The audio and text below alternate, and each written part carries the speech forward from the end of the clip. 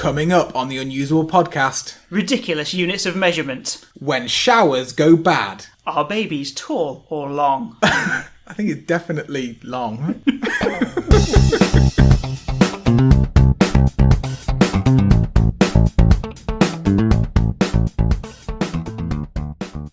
Welcome to the Unusable Podcast, where we discuss the importance of user experience in technology and the world around us. And we talk about great design that just works, or moan about it when it doesn't. Hello, Andy. Hi, David. Oh, hi. Should we introduce ourselves? You go first. Okay, so I am Andrew Waite, and I am a product owner of a SaaS product in Derby. Hello, I'm David Ball. I am a web developer, and I also live in Derby. Not quite, but close. Doesn't matter. Don't get into the specifics of that. Still tell people where we live. Might come round. Stalkers. Oh, I was thinking I'd have to make people tea and everything. Oh, Right. Okay. You're thinking it would be a nice visit. I'm thinking... Someone telling you off for all the bad things that you've said on the podcast. All those lies. Right, tell me some exciting things. Well, I thought this podcast we could talk a little bit about the stupidity of the Imperial System and the stupidity of time as well. So... Can I say, I hate time. Why? Time's difficult. Why? Because it makes no sense. Time, right. Any programmer who's ever had to deal with time has probably realised just what utter nonsense it is. Because it doesn't make sense. You know how everything else, every other metric that we have, has like 100 or 10 or whatever. Time. If you're using the metric system. Yeah, okay, if you're using the metric system. But if you're not, then I suppose you're used to pain anyway. So if you think about it, time, how many seconds in a minute? 60. That seems made up already. How many minutes in an hour? 60 again, I suppose. But then how many hours in a day? 24. 24. But then once it gets to 12, it resets again. It's just, where's that come from? It's just weird. Yeah, I know what you mean. It doesn't make much sense at all. And so like, imagine if you're trying to explain that to someone who's never experienced, like a kid, right? Trying to explain time to a kid. They'll be like, what? So there's 12, but then there's no 13. It goes back to 1 again. But it's not the same as the other one that we had earlier. Yeah, it's the other one. It's 1 o'clock. So there's 2 1 o'clocks in a day. What? Who invented that? That's stupid. It just makes no sense. But then if you break it down to the smaller units as well, like how many milliseconds in a second? 1,000. So like... The metrics, so then it goes metric. So then it goes metric as you go down, and then there's like picoseconds, which is like 1,000 million or something weird. Yeah, and this is before you even get to time zones as well, which are quite tough, I think, sometimes to understand. Oh yeah, actually, yeah. If you're trying to organise like a conference call with somebody in a different time zone, you've got to think about like, has our country got daylight savings? Where some part of the year it's not the same time as... We have that. We have a lot of American customers, and so there's always a gap because their daylight savings kicks in at a separate time to us. So normally the time difference there, mostly on the eastern side of the US, so normally the time difference is 5 hours, but I think it stretches to 6, or does it reduce to 4? Either way, there is a point where it's slightly different. Oh, it's so confusing, isn't it? But do you not think that that's mostly now disappearing because of technology? So... But it's not though, is it? Well, I don't know, because when I book a meeting, generally I use technology and then put it into Google Calendar, and then the meeting just shows up at the correct time in each person's calendar. I don't have to book it in at a strange time as long as okay. So it automatically turns. So if you book something for 3 o'clock, for them it won't be 3 o'clock. It'll be whatever time it is in their time zone. 9, 10 in the morning, something like that, I think. What happens though if you book something for next week, but it changes to a different... Again, if you use Google Calendar, it just handles it, which is quite clever. Oh, that's good.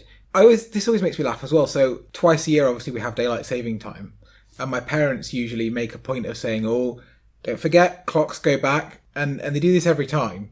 But the hilarious, but I can't think of a clock that I've got that doesn't just adjust itself. Everything I have is internet connected. I think maybe just my car, which I normally realise about a month later. So what do you think would be better than the system of time that we have now? I would say make it metric. So what you would have... 10 hours in a day, or maybe 100. Okay. Oh, hang on. Yeah, 10 hours in a day. That makes a very long hour, though, doesn't it? Yeah. Maybe 100. Can we work this out quickly? If we were to have 100 hours in a day, how long would each hour actually be? I'll figure that out later. But that would be at least 100 minutes in an hour. That's the big one, 100 minutes an hour. Because if you're trying to work out how many minutes in 2 hours or something, because we have to do estimation for work, like estimating how long a task is going to take. We always do it by hours, the one unit of time is 1 hour. So like an hour and a half would be 1.5 hours. But then that gets really ridiculous, like when you want to say, oh, this task will take 10 minutes. 10 minutes is like 0.167 hours. It's something like that. 1/6 of an hour. Which actually leads me on to, you see, I have some points as to why I think that the system that we have for time is actually really good. Oh, is it? Well, because obviously we can't change the speed that the Earth goes around the Sun and the Earth rotates. We can't change that. But we can at least change how we measure it, surely. Well, yeah, but the hours in a day is pretty much arbitrary. I mean, you're talking about things like seasons and days in a year, which of course is fixed by the movement of planets. But yeah. And obviously the fact that we have day and night is fixed by the movement of planets. But the divisions beyond that into a day, an hour is pretty arbitrary, a second is pretty arbitrary, and is you could divide the day up into 10 hours. Really, there's no. I think I think so. But I have so it's all to do with this thing called highly composite numbers, which is a mathematical term, which also known sometimes as anti-primes. Okay, and I'm going to try and keep this. Who's anti-primes? Is she my auntie or yours? I'm going to try and keep this as non-geeky as possible. But basically, too late, you've started. Basically, a highly composite number is a number that can be split up, divided into lots of different fractions. Okay? Okay, yeah. So you know the concept of like a divisor. So the divisors of 1, well, it's just 1 itself, but 2 is divisible by 1 and 2. 3 is only divisible by 1 and 3, so you can't divide 3 by 2 equally. So they're the numbers divisors, essentially. A number that you can divide something by and still get a whole number. Yeah, okay. Okay, so 60 is one of these highly composite numbers because it can be divided by 12 other numbers. It has 12 factors. So what that means is you can say half an hour and that's 30 minutes. You can say quarter of an hour and it's 15 minutes. You can break it up into lots of different little fractions. Oh. Okay. Whereas if you were to have 100 minutes in an hour, there are only 9 divisors. Oh. So there are actually less easy ways you can split up 100 minutes than there are 60 minutes, which I thought was interesting. Maybe that's just me. Do you want to know what the highly composite numbers are?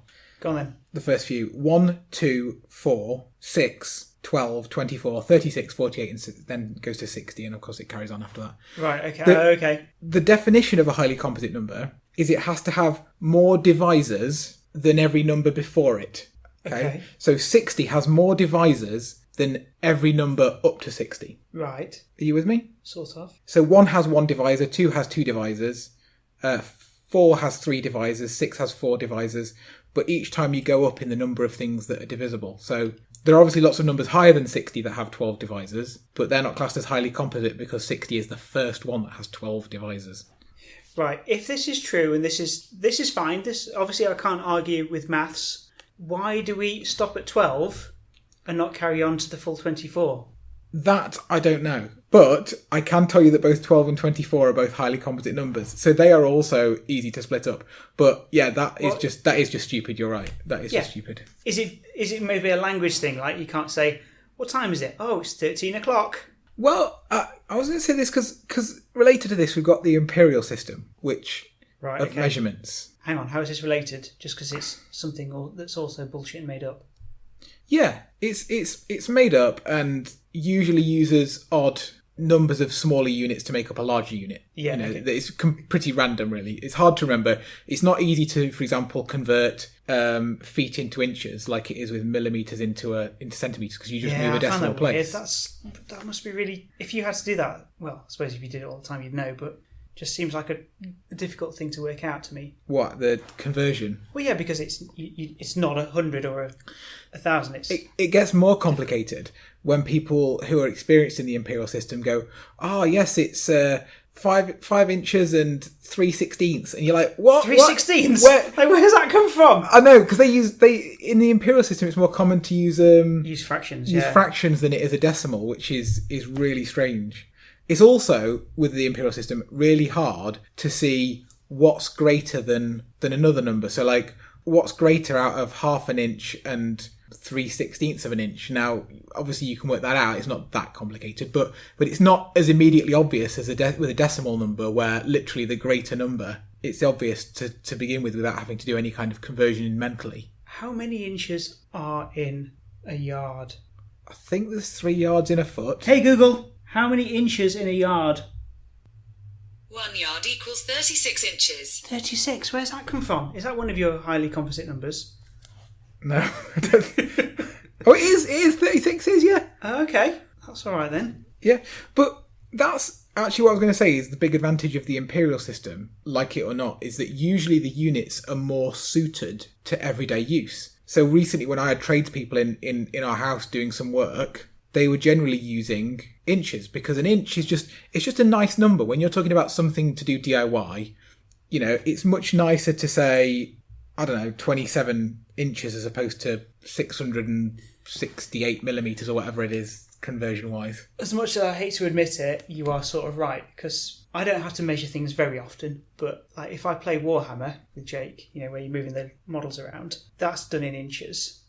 And it's easier to know a small number than it is to be very precise and say, oh, it's 110 millimetres. I saw a fantastic picture earlier that made me laugh. And it's on an entrance to a car park where there's a height restriction on how tall your car can be to go into this underground car park. If they've done it in millimetres, that would be hilarious. It said maximum headroom 4,267 millimetres. Who's measuring that? And you're like, Get your tape measure out. And you're there in your car and you're trying to like go into the car park and work out whether your vehicle's... I mean, that's just stupidity. Yeah. And I think you as a usability person are going to suddenly love the imperial system right now. I think I'm going to convert you. This is the thing that I think is going to convert you over to loving it. So you can try, but I like hundreds and tens. So to measure the quantities for a recipe in imperial, often you use cups, tablespoons, right? These all of those are nonsense things because everyone's cup's different. But it's a very relatable measurement because it is. Obviously, it makes it if you're using a cup and you're always using the same cup, that's fine. But I've got a cup that's massive. But I guess. And what about when you're like making a cake? If I was to use my massive cup, I've only got normal sized eggs, and the eggs have no idea how big the cup is, so they can't be relative. It's true, but if everyone had the same size cup, that would be fine. But okay, we don't. But what is 25 grams? What is 25 grams?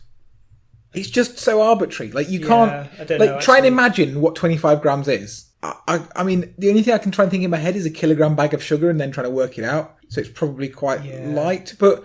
But whereas if you said a cup of something or a tablespoon of something, it's a very easy, relatable measurement that you instantly know roughly how much that is.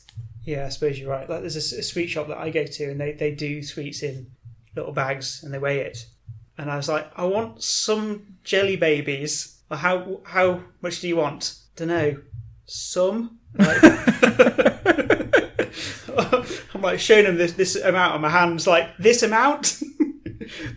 But yeah, they want to know it in weight. But I don't really know how much jelly babies weigh. Is 100 grams too much, or is that going to bury me in jelly babies? That's also weird because sweets all weigh a different amount. I've noticed this. We sometimes stop off, don't we, at the nut bar in Derby. Yeah, the nut bar, yeah. On the market.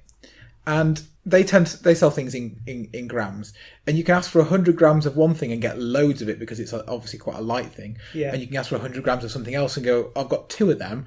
Yeah, 100 grams of Brazil nuts doesn't even go that far. Yeah, which is. I mean, I know that's obvious. I'm thinking like the Brazil nuts that's really coated in chocolate. There's like so much chocolate. Really nice. It's like mostly chocolate with a tiny little sliver of Brazil nut in the middle. I love the dark ones. Like 100 grams is one Brazil nut. But yeah, it gives it you in a bag. But it's not really a sensible measurement, is it? To measure that when you go to that stall, you're not thinking in grams. The human mind isn't going, I want 100 grams of Brazil nuts. I'm thinking mostly about the size of my stomach and the size of my mouth. Could they do something more practical? What, like measure the your nut bar? stomach? I You don't could know. fit 20 in here. Why don't they just let people just scoop what they want? Because the thing is, I know roughly what I want. If I could just scoop what I wanted, I'd go, oh, that's about, if it's self-service rather than that you had to tell them I what. think that's dangerous because I'll tell you why. I went to this stall once. I was on holiday. I think it was in Carcassonne, and there was this stall, and what they did is sugared fruit. You know, the kind of thing where it's kind of fruit, but it's more like a sweet, like candied. I think that's the word. Yeah. And I was like, oh my god, this is amazing. It's like almost healthy, but pretty much just pure sugar. And so I was spooning loads of it into a bag, and then I take it to the till, and like they weigh it, and the person then goes, "Oh, that'll be €20, please." And I'm like, "What?" That's like way too much. And I just got too carried away, and just it was really quite heavy, I suppose. And here's me thinking, "Oh, this will only be like a couple of euros," but yeah, it was loads. That's the classic cinema pick and mix problem, is it? Because you don't know until you take it to the counter how much pick and mix how much it's going to cost. Yeah, and usually you're just too embarrassed to say at no. At that point, just give me cash over. I remember being a kid and just being too afraid to even get any because I was like, what if I put 3 sweets in and it costs too much money and then I'm going to be really embarrassed because I've only got my pocket money. And so I just didn't bother. Yeah. Oh, right. Okay. You just did without. Yeah. Rather than being embarrassed. Yeah. Well, what I did, I just had to take them back. I had to put everything back from the pick and mix bag back onto the shelf. Did you actually do that? Yeah. €20 for some of it. I just wanted a little snack. So you didn't have any at all? Oh yeah, I had some. Yeah, lasted me all week.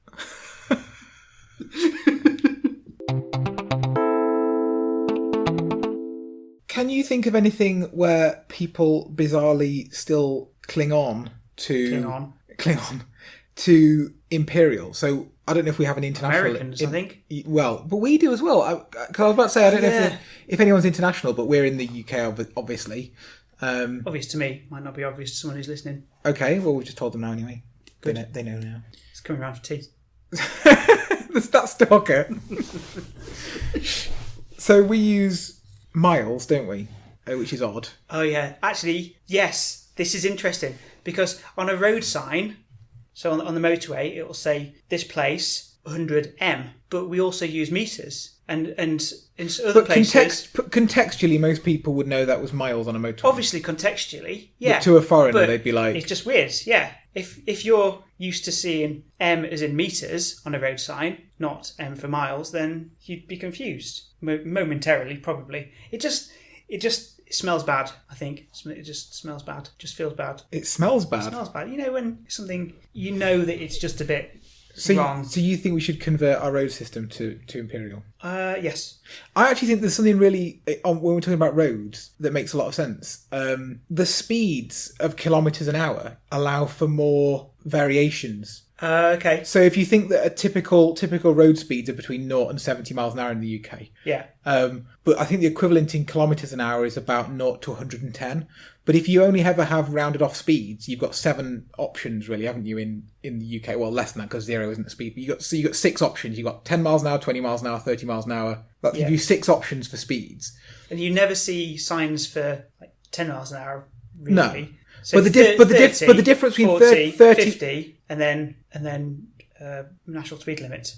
You never see a sign for 60 or 70, do you? Because True. In the UK we have our... But those are your speed options, aren't they? Yeah. But the difference between 30 and 20 is quite a lot. Yeah, whereas with a kilometres an hour system, between 0 and 110, if you exclude not going anywhere at 0, you've got 10 options, haven't you? So you've actually got more variation. Because I don't know why people won't never see a road sign for 28 miles an hour, do you?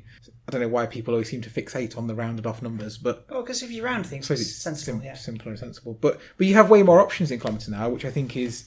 Oh, yeah. Which is a benefit. So that makes it better. And I think, actually, as well, most of the equivalents, and I could be wrong on this, so don't quote me on this, but I think most of the vague equivalents are slightly more favourable. So the higher speeds are slightly faster, which actually is a good thing because really on a motorway we could probably go a little bit faster safely, and on a major road that's national speed limit 60 miles an hour here, we could probably go a little bit quicker quite easily. Mm-hmm. And the closest equivalent kilometre an hour speeds are slightly more. But at the lower end, the closest equivalent kilometre speeds are slightly lower. So actually, it'd mean if we adopted I think it's 50 kilometres an hour. I think is slightly, was it 40? I can't remember. But it's slightly slower than the equivalent miles per hour anyway. So we'd be going slower through villages and past schools, but slightly faster out in the open country, which I think is. Oh yeah, okay. I think is sensible. That's quite good actually. Yeah. One thing that I really don't like though, yeah, is the mix that we have in places in the UK. So most of our motoring is in Imperial still. So we travel in miles and yards, signs are in yards. Oh yeah, yards. What the hell is it? A yard? Well, obviously it's 36 inches or whatever, but 3 feet, I think. But who knows that? I think I don't know. I don't think in yards. It's about a metre, I think. I'm pretty sure it's if it's close. Not a metre. You know what a metre is? A metre. Yes, but it's close enough that when you're driving, you can roughly approximate it to meters, I think. Yeah, I suppose so. But I don't know about you. When you were at school, I didn't learn in yards. I think they said, by the way, there's this thing called yards, but don't really worry about that. We'll probably change soon. To be well, I think the same as the I rest didn't of the really world. learn the Imperial System at all, except for my parents. Yeah. But then you leave school, the whole world then feels like it's in Imperial, which just seems odd. Well, that straddle of two systems is weird, I think, because my car tells me how fuel efficient it is in miles per gallon. Oh yeah, gallon. What's a gallon? Right, but when I go to fill my car up, I put the fuel in litres. So, yeah, of course. So I know how much a litre of fuel is. I know that. But I don't know how quickly my car's using it because it measures it in miles per gallon. I have no idea how much a gallon costs. I'd have to work out how many litres in a gallon and then multiply the price out to find out what a gallon of fuel costs before I could work out what my car's costing me to like. How stupid is that?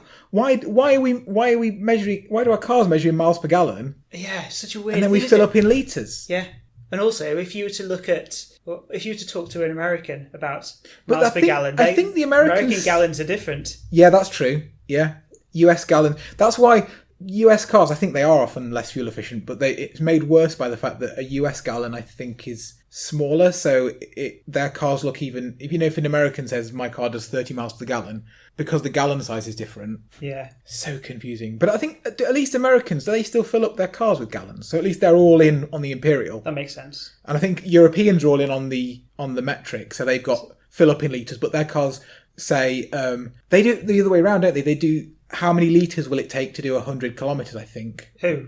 In Europe? Yeah. Right, okay. They don't do kilometres per litre, they do litres to go 100 kilometres. They flip it round.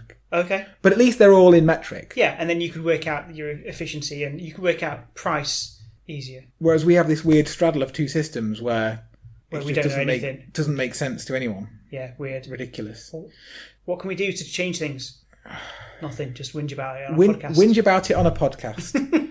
The problem is, ultimately, these things are so ingrained in our society that I don't think it would be that easy to change. Would it not? The equipment's already there. My car already has kilometres on the dash thingy. True. The fuel pumps already do it in litres. So all we have to do is change the signs. Yeah. But I think you'd have far too much protest.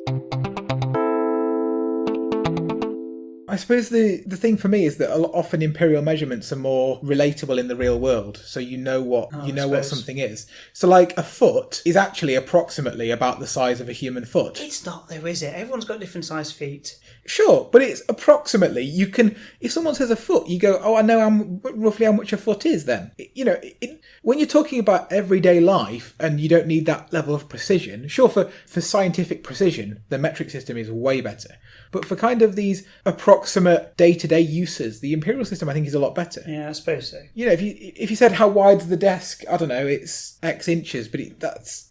Why feet anyway? Why not forearms or hands? Oh, mind you use hands to measure horses. Yeah. But only specifically horses. I don't know why. Yeah, well I suppose it might be difficult to measure a horse in feet. That is one of the big downsides, though, of the imperial system, is that there's lots of measurements and a lot of them like overlap in weird ways. Like foot is weirdly close to a yard, so what's the best one to use? And furlongs. Yeah. Chains. Yeah. All that kind of stuff. A chain. How long's a chain? I have no idea. Hey Google, how long is a chain? One chain equals 20.117 metres. 20.117, obviously. The classic measurement. Another thing that's weirdly measured in Imperial, I'm not sure what, it's just tradition, I think, is babies. Because when Ada was born, she measured 8 pounds and 12 ounces. Pounds? 8 pounds? Where's pounds come from? I don't know. Another confusing thing in this country, we use pounds for money and also pounds for weight. Well, that's always the confusing thing when you go and buy your sweets, is you go, I want a pound of humbugs. Yeah. Well, does that mean a pound in money's worth or a pound in weight? Yeah. Who knows? Well, they never seem to be that confused, so maybe they're just used to it. Maybe. I don't know. But when that actually happened, when my daughter was born, I went around telling everyone she was 3.96 kilos. And everyone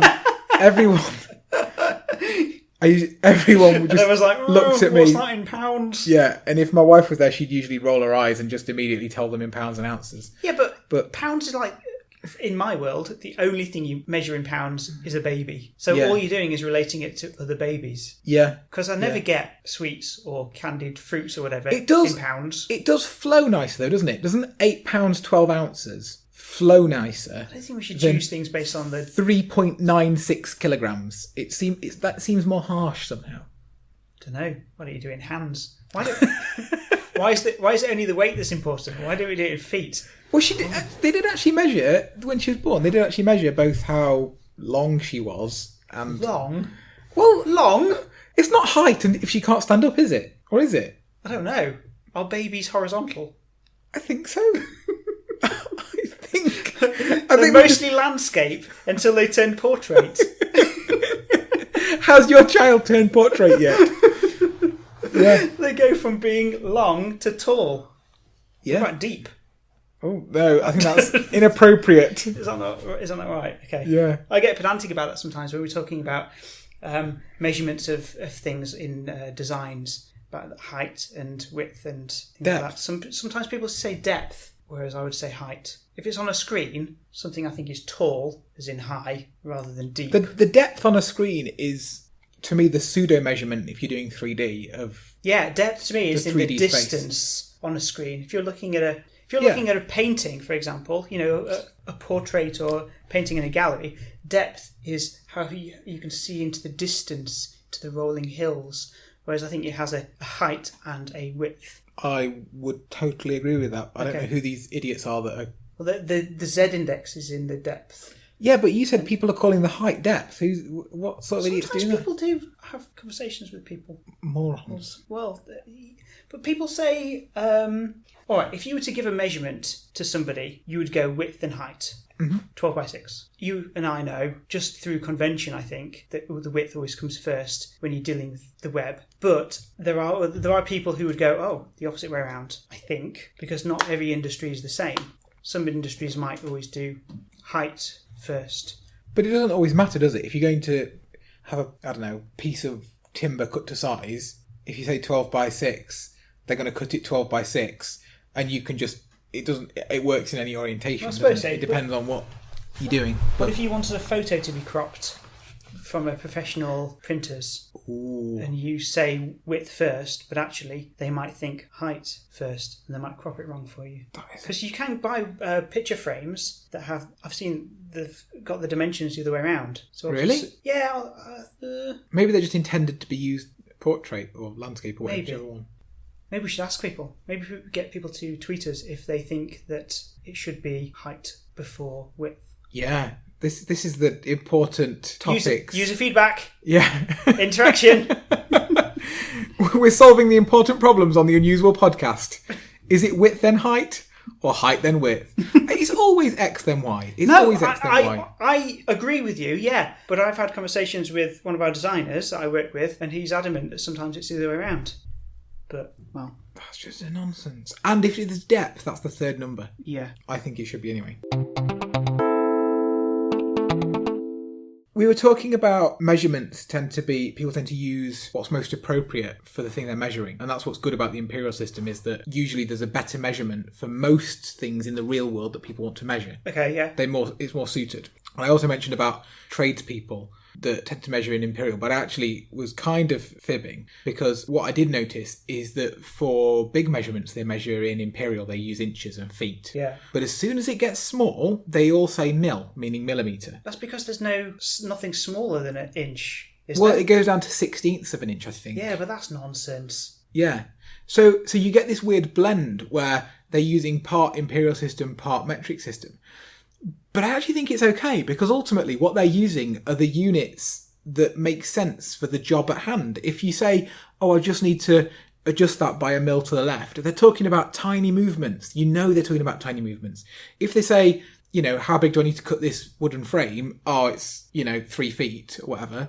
That measurement is appropriate for the scale that they're talking about. And so I think that's interesting that they pick and choose. But I think it's right that they pick and choose, weirdly. I think it's... Maybe, but I've got... Right, this is a very specific example, which might or might not be relevant. But say someone's tiling your wall, right? So each tile is 4 inches. And you know that they're going to be placed 10 millimetres apart. Is that quite a lot? Right. I think that's quite a lot, but okay. We'll go with it. Well, We'll go with it. Go with it anyway. And you want to know where these tiles are going to end. You know there's going to be, say, 10 tiles across, but it's never usually as... Say 12 or 13 tiles across. You want to measure exactly where that tile is going to end. Oh, so you're mixing the inch width of a tile with the millimetre width of a gap. Yeah. And that's difficult to add up. Yeah, it is. Yeah. How would you even work that out? You have to convert it all to one metric or the other. You either have to know what 10 millimetres is in inches, or you have to know what did I say? 3 inches is in... 4 in millimetres, yeah. Yeah, it's true, actually. And actually that was kind of the case, because the people that did it is actually a bathroom that we had fitted by the tradespeople. But they asked us how big we wanted the gaps in the tiles in millimetres, because they get spacers from the DIY shop, or the building supply shop, that space the tiles evenly as they're tiling. The little plastic spacers, if you've ever seen someone tile. And they put the little spacers in. And I'm not sure if how do you even make that decision? Yes, I really want a large gap, please. Oh, well, if you really want to know, they bought us the different ones, and we laid the tiles out flat on the floor with the spacers in to see if we liked the gap or not, and then tried a few different options. Fascinating. Because, absolutely fascinating. You asked! You asked! And now everybody has to hear. But yeah, I just thought that was interesting how... Ultimately, the measurement system that we have has to serve us in society to be able to talk about distances and weights and measurements of time. And I think you can say there's a system or not, but ultimately people are going to use what makes sense to them and what they can use to convey to someone else and what makes sense to someone else. I will admit that metric is far too precise for something that needs to be large and broad. But all that means is maybe there should be something that's less than a metre but more than an inch. Is there space for that? Yeah, something that's like half a metre. Let's call that a bob. Wait, is a bob an actual thing? It's an amount of money, isn't it? Oh yeah. 10 bob. Don't call it a bob. I don't know how much it is, but... Yeah. Something, you just name it something. Yeah, but that breaks the rules, doesn't it? Because everything in metric right now is just moving the decimal places. If you have... Oh, yeah, okay. But your two of your bobs is going to be 1 metre. Two bobs to the metre. Then you're getting into all this weird imperial system nonsense. But at least to convert it to metres, you just have to double it. That's nice and easy. It's easy to do. What if you wanted to convert your inches to a metre? I don't know what you do. But they're two different systems you're talking about there. Yeah, true. Can I tell you about some interesting units that I found out about? So when I went to Dubrovnik on holiday, there's a statue of this knight called Orlando, and his forearm is a unit of measurement. Really? Called a lakat, which means elbow. So everyone used his forearm as a type of measurement. That's not in use today, I assume. I don't know. But I think like back in the day, when hundreds of years ago, that was like the market area. And so if anyone wanted to check the measurement of something, they just go up to his arm and go, oh yeah, it is. But that's what I mean about measurements. Orlando, whatever. All measurements need to do is serve people who are trying to communicate with each other about an amount of something, a distance, a weight, a volume. That's all a measurement is. And in that case, for those people in that probably what was then quite an isolated closed society before global travel and communication, that was enough. They wanted a measurement by which they could measure, I don't know, fabrics as they sold it by the, what was it called? By the Orlando. A lacat. That, when you go to buy, I don't know, sometimes I buy cable by the meter, but all the only reason that meter matters there is it just allows them to say it's £5 a meter and whatever it is, and I know if I'm buying 3 lots that's £15, and the shop knows how much to charge. It's just a system that we can communicate by. It doesn't really have any bearing other than that, does it? It could be true. It could be anything. It's now time for our regular feature, Bad Usability of the Week. Oh. I think we need a little jingle, don't we? But yeah. Say it again. It's Bad Usability of the Week. Okay, so I've been on holiday recently, and it was a walking holiday where we walked from one place to another over the course of the week. And we stayed in various places along the way. Okay, so you did have a break. Yeah. So okay. Hotels and B&Bs. So that means that every day we're in a different place. And different showers. You see where I'm going with this? Showers were different. I don't know why I'm labouring this. I see where you're going with it. You're telling me about the showers in B&Bs. So the showers were completely different. Okay. And wouldn't it be weirder if they were all the same? Well, I don't know. Something as simple as a shower, I thought they'd be quite standardised these days. Okay. But the interface of these showers is quite different. And you kind of expect, I don't know what your shower's like, but I'd expect 2 things from a shower. One is the pressure of the water. Yeah. And one is the temperature. Okay. So some of them, but not all of them, had this sort of system where there would be 2 dials. And so a dial for water pressure. Yeah, that makes sense. Or instead of a dial for water pressure, maybe it's a dial for a kind of setting, I suppose, because one of them was like one of those over showers, the big plate where it comes down. A rain, shower. So it comes down from above, or it might be the hand thing. So sure. So the dial on let's say the left could be for those 2 settings, and then you'll always have one for the temperature.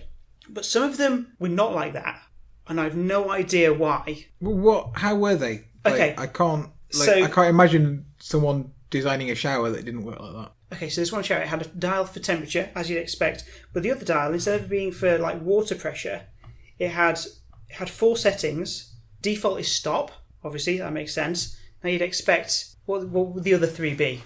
High, medium, low? Something like that. Okay, so this was high.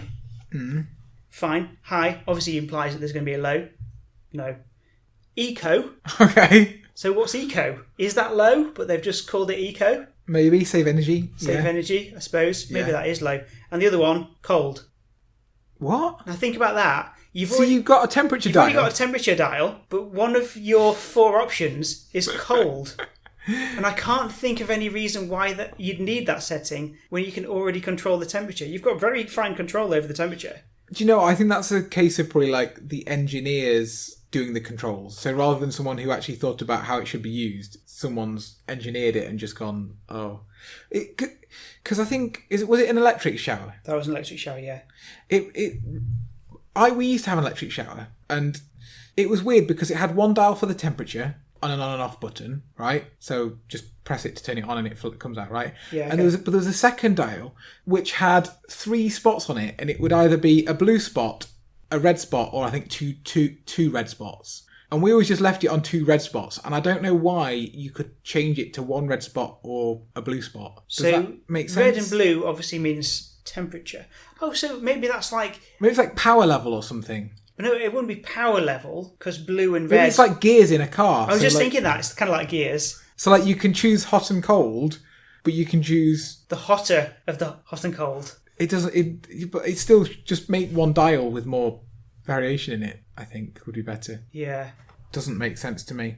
On a related note, so we work in offices that are on the same row of offices. Yeah. Okay. So I assume that the tap in your bathroom, in your office where you work... Oh, it's the same as the one here. It's the same as ours. Okay. Yeah. And so I want to explain this because I don't think this makes any sense. So it's a mixer tap. So it's hot and cold taps feed into it, okay? And every mixer tap I've ever used before, we've got one at home, and it's like one of those that you can twist side to side to do the temperature, and you lift it up to do the amount of power. This is our one at home, by the way. So we've got a similar one. So it means that in one action, you can control whether it's fast flowing. But there are two axes to the control, right? Yeah. Like across ways is temperature and up and down is pressure, okay? So that's ours at home. But the one in the office, and I think your office will be the same, has only one axis of movement to control both pressure and temperature. So you turn it, don't you? You can only turn it. You can turn it clockwise to turn it on. Yeah, so in its resting state, it's off, and you start to turn it and it starts to flow.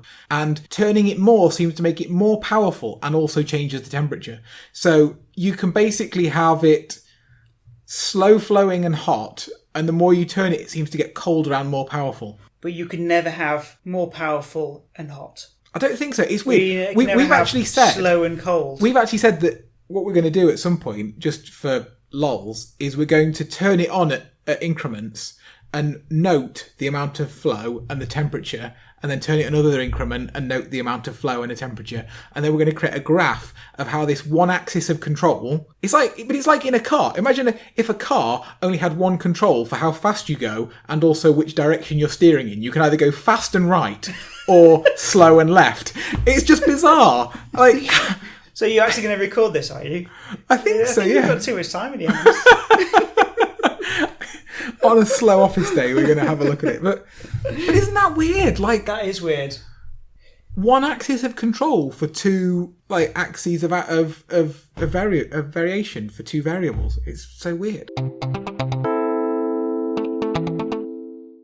One of the other showers that they had was sort of like this round dinner plate type thing, and the whole thing spun. So it had I'm imagining like the wheel on a ship that you have to kind of like... Yeah, a massive steering wheel on a pirate ship. The opening a door on a ship. You know the little like things that you see on films where they have to wind and wind and wind and wind. Oh yeah, because it creates a seal, doesn't it? Yeah. The little sort of hand, you know what I mean? The round handle. It's not that bad. No, okay. It's essentially like a clock.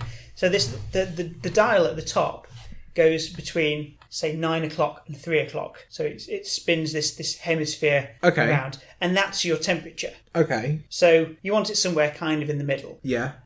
Because cold, hot. And then there's a start button in the middle, which is also a stop button. Now that makes sense. And it has kind of lights on the button. So when you press the button to start, it lights up. Nice, satisfying. You know it's on because it's lit. Yeah. And then the shower just starts working. And then obviously you can turn it off by pressing the button, and the light goes off. And to me, that's like the perfect interface because you know what's going on and it's super simple. And I don't know why some of them weren't that simple. But there was one flaw with this thing, and however it's been plumbed in, that you can turn it all the way. It's mostly cold, mostly cold, mostly cold, mostly cold. And then you get like 1 radian from the end, and then it suddenly just gets red hot. So they've got this I think that's whole 180 degrees to play with. Yeah. But actually, it's only the very small, the last bit. I've used so many showers like that, though, that are like, it's either scalding or freezing cold. Yeah. And to get anything in between, you have to stand there and fiddle with it and fiddle with it and fiddle with it. And you just end up giving up and going, I don't know, I've got vaguely lukewarm, that'll do. Yeah. If it's going to be like that, if it's going to be Boolean or binary, on or off, then you might as well just have a button for do you want it scalding hot? Yes or no. Scalding or freezing.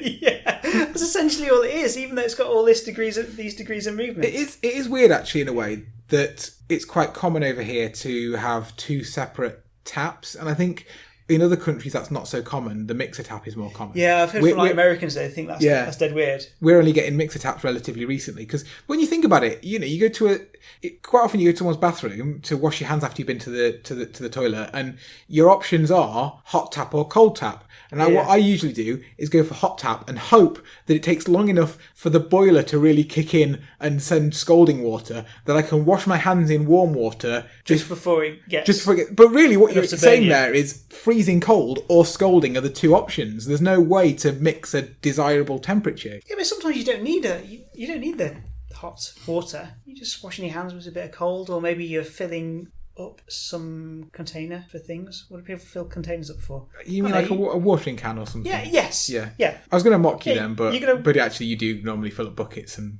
things like that, yeah. You fill up your watering can. Yeah, but I think it's quite common to when you wash your hands or, want to run a sink of water to wash your face with, that you want warm water. You don't want, and then you have to, do that true. weird thing where you turn both taps on and kind of, try and juggle the amount of each one that you need, and then the hot suddenly starts to run hot, and... Yeah. We've got a mixer tap downstairs. This doesn't sort of make sense. To get a warmish sort of water, not scalding, not cold, just somewhere in between, you've got to turn on both individual taps. Right? Oh, so it's got there's two taps, okay, yeah, but one spout. Yeah. So if you turn them on both, I think that's the video I've seen online. What, 2 taps, 1 spout. Yeah. Don't admit to that. So if you turn on both of these taps equally, it doesn't create a sort of nice happy medium like I expect. So you have to sort of do one a bit more than the other, and then oh no, that's gone too far the other way now. That's too hot. So you change the other one, make it a bit colder. Oh no, that's gone too far the other way. That's too cold now. So it doesn't give you the right control. It doesn't give you the right control. And by the time you've actually increased each of these taps, the water's coming out now at such a rate that it's unusable. Because you go, just a bit more of that one. Bit more of that one. one. Yeah. And so all the time you're doing that, the flow gets faster and faster. So that doesn't make sense. Surely it needs a little thermostat on, like showers do. Yeah, you'd think so. Because we've got a shower that has actual degrees written on it. I don't understand how they work though, because I don't know. Maybe they don't. Maybe it's nonsense. No, well, our new one's thermostatic, and you turn it on, and it just seems to have a really consistent way of maintaining the temperature without any electronics, and I don't understand how that. Yeah, I don't know how that happens, but somehow pure mechanics and is able to plumbing chat. Plumbing chat on the Unusable Podcast. Please don't make it a regular feature. No. Right, you've got something exciting to tell me about touchscreens. So I went into a Subway for a sandwich and a drink, and I don't know if this is familiar to people or not, but I'm going to explain it. They have these drink dispensers, for Pepsi, 7-Up. What's the orangey one? Tango, isn't it? Right, okay. I was going to say Fanta, but that's Coca-Cola. Only carbonated, aren't they? How do you mean? You can have Lipton iced tea, which is still. But anyway, they have these new touchscreen systems now anyway, which look like a tablet, and you put your cup underneath it, and then you touch the drink that you want, and then you press pour, and you get an animation on screen of fizzy liquid sort of bubbling around lovely and sort of coming out the machine, and then it actually does fill up the cup. But in this particular store, I was just quite impressed with the lo-fi way that the shop staff had stopped people from having drinks that had run out. So, I think 3 out of the 5 drinks that were on offer would run out of syrup. The machine would run out of syrup. Yeah. But they just stuck stickers on the physical screen itself over where those choices of drinks would be. So I think you can only choose Diet Pepsi or Pepsi, and Pepsi Max and all the others were out of order. But the hilarious thing about this was that obviously being a screen, depending on context, the options change. So once you've selected a drink, it then gives you a pour button, or I think the ability to add extra syrups to your drink. And of course, by sticking the stickers on the screen itself, once you'd chosen Diet Pepsi, which was one of the options that was still available, you could hardly get to the pour button on the screen, because the pour button was, pour as in pour the drink, not pour as in a animal paw. I know what you mean. Yeah, it was kind of covered up by the labels. So, it just seems weird that covering up part of the screen was their best way of solving this problem. Why does the appliance not have a thing for that? So either it detects that it's run out of syrup and just grays out the option on the screen. Oh yeah, you'd think so. Or if it needs human intervention, then why not have it like an administrator mode where the shop staff can go in and just go, run out, or whatever. Yeah. Say. We just remove those options and only show the options that they actually have. That'd be useful. Yeah, it's bizarre. Yeah, but actually putting something over the screen, I just think that's funny. It's kind of like putting Tipp-Ex on the screen to fix it.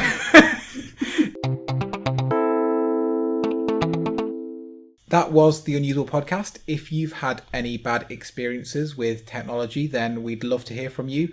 You can tweet us at the Unusual Podcast. Music is by Gold5472, That's it, isn't it? How do you know that it's gold 5472 and don't. not gold 5472 or gold 5472? I don't. I sent them an email, but... Gold 5472 it is then. Please subscribe wherever you get your podcasts, and thank you very much. Bye. Thank you for listening.